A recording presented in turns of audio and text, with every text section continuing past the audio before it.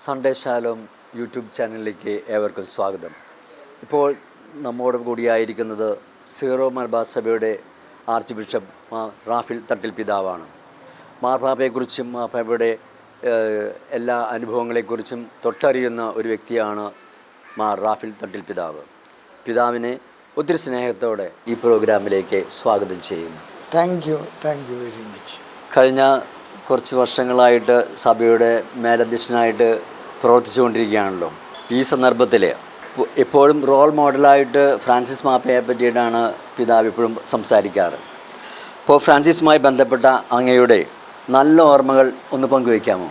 ഞാൻ major arch ബിഷപ്പായിട്ട് തിരഞ്ഞെടുക്കപ്പെടുന്നത് ജനുവരി മാസത്തിലാണ്. ഞാൻ മാർപ്പാപ്പയെ അതിനുശേഷം കാണുന്നത് മെയ് 13-ാം തീയതിയാണ്. മെയ് 13-ാം തീയതി സഭയുടെ ചരിത്രത്തിലെ വളരെ പ്രാധാന്യമുള്ള ഒരു ദിവസമാണ്. അന്നാണ് ഫാത്തിമ ദർശനത്തിൻ്റെ ഓർമ്മ തിരുനാൾ സഭ കൊണ്ടാടുന്നത്. എൻ്റെ കൂട്ടത്തിൽ നമ്മുടെ സഭയിലെ സീനിയറായിട്ടുള്ള എല്ലാ ആർച്ച് ബിഷപ്സും ഉണ്ടായിരുന്നു. മാർപ്പാപ്പ രാവിലെ 7:45 ഞങ്ങളെ സ്വീകരിക്കുന്നത്. ആ ദിവസത്തിലെ ഏറ്റവും ആദ്യത്തെ മാർപ്പാപ്പയുടെ ഗസ്റ്റ് ഞാനായിരുന്നു. മാർപ്പാപ്പയ്ക്ക് പ്രായമൊക്കെ ഒരുപാടുണ്ട്. നടക്കുമ്പോൾ ഒരല്പം വേച്ചിലും വിറയലൊക്കെ ഉണ്ട്. പക്ഷെ മാർപ്പാപ്പയുടെ ഒരു നൈസർഗികമായിട്ടുള്ള നിഷ്കളങ്കത അത് അനന്യസാധാരണമാണ്. വെറോനിക്കായുടെ വെള്ളശൈല പോലെ നമ്മുടെ മനസ്സ് ഒപ്പിയെടുക്കുന്ന ഒരു മാർപ്പാപ്പയായിട്ടാണ് എനിക്ക് തോന്നുന്നത്. ഞങ്ങൾ മാർപ്പാപ്പയെ കണ്ട് സീറോ മലബാർ സഭയുടെ അടുത്ത വളർച്ചയുടെ ചക്രവാളങ്ങളെക്കുറിച്ചൊക്കെ പറയാനായിട്ട് ധാരാളം ആഗ്രഹിച്ചിട്ട് ഞങ്ങൾ പോയി. ഞങ്ങൾ പറയുന്നതൊക്കെ കേൾക്കാൻ മാർപ്പാപ്പ സന്നദ്ധനുമായിരുന്നു. പക്ഷെ ഞങ്ങൾ പറയാൻ ആഗ്രഹിച്ച കാര്യത്തിലെ ഏറ്റവും സുപ്രധാനമായ കാര്യങ്ങളെക്കുറിച്ച് മാർപ്പാപ്പ തീരുമാനം അറിയിച്ചുകൊണ്ടാണ് ചർച്ചകൾ ആരംഭിച്ചത്. അത് ഞങ്ങൾക്ക് അത്ഭുതമായിരുന്നു. നമ്മുടെ സഭയ്ക്ക് 5 ലക്ഷത്തോളം ആളുകൾ ഗൾഫിലുണ്ട്. അതുകൊണ്ട് നമ്മുടെ സഭയുടെ അജപാലനപരമായിട്ടുള്ള അധികാരം നമ്മുടെ ജനങ്ങളുടെ മേൽ ഉണ്ടാകണമെന്ന് നമുക്ക് വലിയ ആഗ്രഹമുണ്ട്. അതിനുവേണ്ടി നമ്മൾ മാർപ്പാപ്പമാരുടെ മുമ്പിൽ പല പ്രാവശ്യവും നിവേദനങ്ങളും അപേക്ഷകളും ഒക്കെ കൊടുത്തിട്ടുണ്ട്. മാർപ്പാപ്പ ഞങ്ങളെ സ്വീകരിച്ചുകൊണ്ട് ആദ്യം പറഞ്ഞത്, have you not yet entered into Gulf? നിങ്ങൾ ഇതുവരെ ഗൾഫിലേക്ക് പ്രവേശിച്ചിട്ടില്ലേ? ഞങ്ങൾ പറഞ്ഞു, ഞങ്ങൾ അനുവദിച്ചു. ഞാൻ അതേക്കുറിച്ച് നിങ്ങളോട് പറഞ്ഞു കഴിഞ്ഞു. They are your people and they are to be protected in your own right. അവർ നിങ്ങളുടെ മക്കളാണ്. മാർപ്പാപ്പ യാത്ര ചെയ്യുന്ന ഒരു അളവിനെ ഞാൻ വിളിക്കും ഒരു എക്സ്ട്രാ മൈലെന്ന്. ഞാൻ ഇത് നിങ്ങളോട് പറയുന്നത് മാർപ്പാപ്പയുടെ സ്വഭാവത്തിൻ്റെ ഒരു വലിയ പ്രത്യേകത, സഭയുടെ ആവശ്യം മനുഷ്യൻ്റെ ആവശ്യങ്ങളാണ്. മാർപ്പാപ്പ അതുകൊണ്ട് തന്നെ ഞാൻ പറയും ഒരു ഡിപ്ലോമാറ്റ് അല്ല. ഒരു ഡിപ്ലോമാറ്റ് വാക്കുകൾ വളരെ സൂക്ഷിച്ച് ഉപയോഗിക്കുന്ന ആളാണ്. തൻ്റെ വാക്കുകൾ അതിനതീതമായിട്ട് വ്യാഖ്യാനിക്കാൻ തരപ്പെടാത്ത വിധത്തിൽ ലോക്കിട്ട് പൂട്ടിയിട്ടാണ് സംസാരിക്കുക. എന്നാൽ മാർപ്പാപ്പ അങ്ങനെയല്ല. മാർപ്പാപ്പ വളരെ വിശാല ഹൃദയനും ദയാനിധിയും കാരുണ്യവാനും ഒക്കെയാണെന്നാണ് എൻ്റെ ഒരു അഭിപ്രായം. മാർപ്പാപ്പയെ കുറിച്ചിട്ട് എനിക്ക് തോന്നിയിട്ടുള്ളത് ഒരു പച്ചയായ നല്ല മനുഷ്യൻ. ഇപ്പം മാർപ്പാപ്പന്മാരൊക്കെ ഇട്ടുവരുന്ന വസ്ത്രം എന്നൊക്കെ പറയുന്നത് ചുളിവില്ലാത്ത വസ്ത്രം ഇട്ടിട്ടാണ് മാർപ്പാപ്പന്മാരൊക്കെ വരുന്നത്. എന്നാൽ ഈ മാർപ്പാപ്പ വരുന്നതിൽ അങ്ങനെ ഒരു പ്രത്യേക ഒന്നുമില്ല. സിമ്പിളാണ്, വളരെ സിമ്പിൾ, വളരെ ഹമ്പിൾ.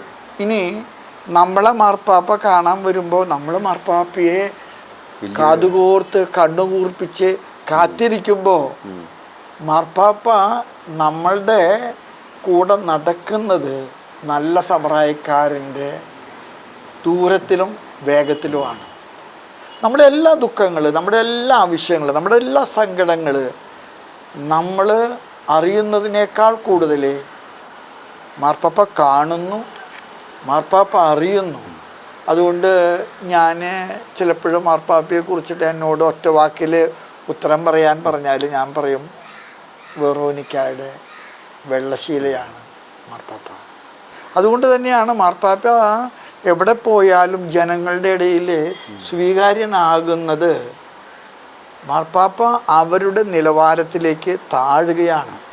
ജനങ്ങളുടെ മനസ്സറിയുന്നൊരു മാർപ്പാപ്പ, ജനങ്ങളുടെ ഹൃദയം വായിക്കുന്നൊരു മാർപ്പാപ്പ, ജനങ്ങളുടെ കൂടെ നടക്കുന്നൊരു മാർപ്പാപ്പ, അതുകൊണ്ട് തന്നെ മാർപ്പാപ്പയുടെ പ്രസംഗങ്ങളാണെങ്കിലും മാർപ്പാപ്പയുടെ ചാക്രിക ലേഖനങ്ങളൊക്കെ ആണെങ്കിലും തലകൊണ്ട് ദൈവശാസ്ത്രം പങ്കിടുന്ന വേദശാസ്ത്രജ്ഞന്മാരുടെ ശൈലിയിലല്ല, ഹൃദയം കൊണ്ട് മനസ്സ് പങ്കിടുന്ന.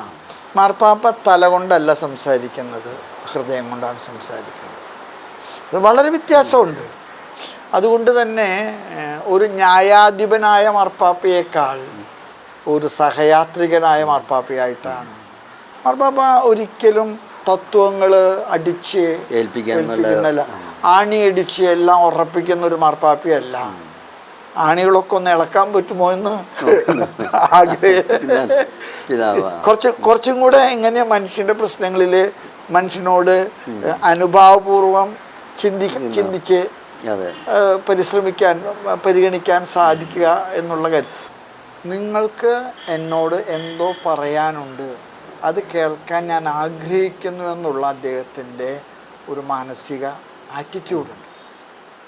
അതുകൊണ്ട് നമ്മൾ ചെന്ന് കഴിഞ്ഞാൽ ഉടനെ തന്നെ മാർപ്പാപ്പ പ്രസംഗം വായിക്കല്ല, നമ്മുടെ കൈ പിടിച്ചു.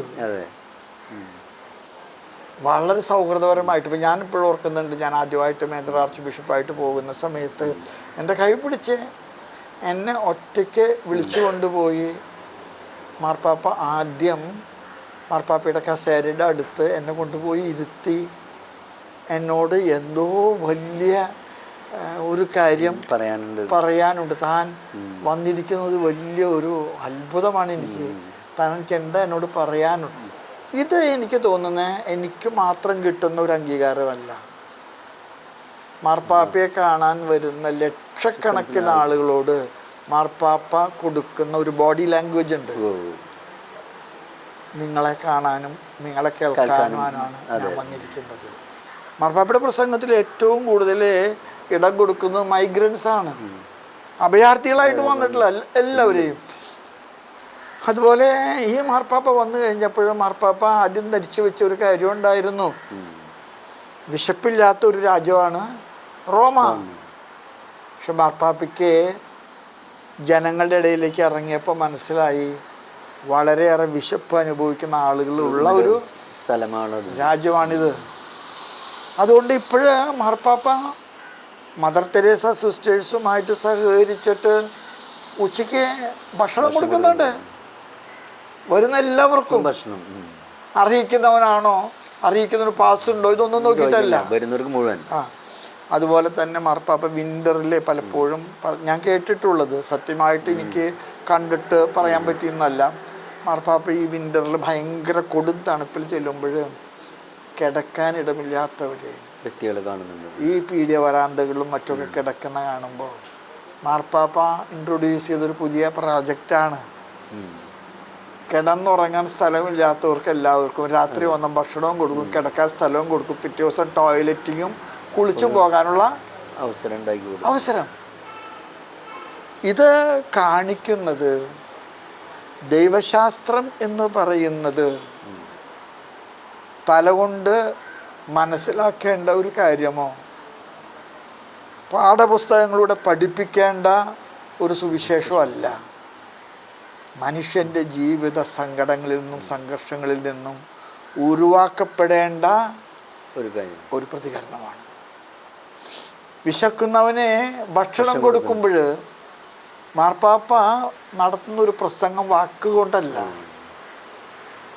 കിടക്കാൻ ഇടമില്ലാത്തവനെ വിളിച്ച് കിടത്തി ഉറങ്ങാൻ സ്ഥലം കൊടുക്കുമ്പോൾ, ടോയ്ലറ്റിന് പോകാൻ സൗകര്യമില്ലാത്തവന് ടോയ്ലറ്റ് സൗകര്യങ്ങൾ ഏർപ്പെടുത്തി കൊടുക്കുമ്പോൾ, അവന് കുളിച്ച് വൃത്തിയായിട്ട് പ്രഭാതത്തിൽ പുറത്തു പോകാൻ അവസരം കൊടുക്കുമ്പോഴൊക്കെ മാർപ്പാപ്പ പ്രസംഗിക്കുന്ന ഒരു സുവിശേഷമുണ്ട്. അത് നല്ല സമറായക്കാരൻ്റെ സുവിശേഷമാണ്.